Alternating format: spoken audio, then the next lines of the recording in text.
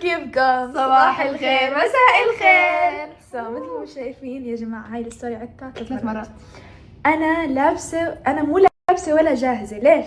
لأنه متأخرة. اليوم عنا إيفنت قمة المليار متابع.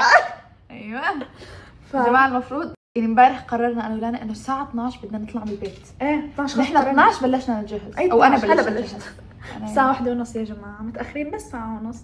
هو مو متأخرين، الإيفنت بيبدأ من الساعة 10 وبيضل للمساء، فمعنا بأي وقت نروح. أنا قررت هلا أروح للأمام. حسي أي ساعة رح تكون هنيك؟ أنا بحس 3 وأنا 3 و12 10. 3 و12 دقيقة. شو هيدا طالعين كل صغار يا جماعة. حطيت أبيض عشان يكبروا. سويت لأنه مسحت المسكرة. سويت شعراتي. قولي سويت شعراتي صح. جبالي أعمل ميك اب جديد. أحس حالي إني تحمست يا جماعة. قلت لها لا امبارح بدنا نسوي فعالية عندي على السناب يوما ما بعد الإيفنت، لأنه هذا يوما ما. طبعا هذا اليوم ما عم يجي.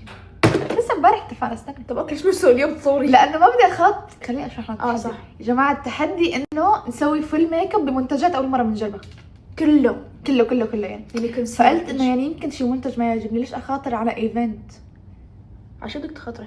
عادي نكون طالعين أنا وياك ولا مرة طلعنا ولا مرة كلنا هوا. المهم رقم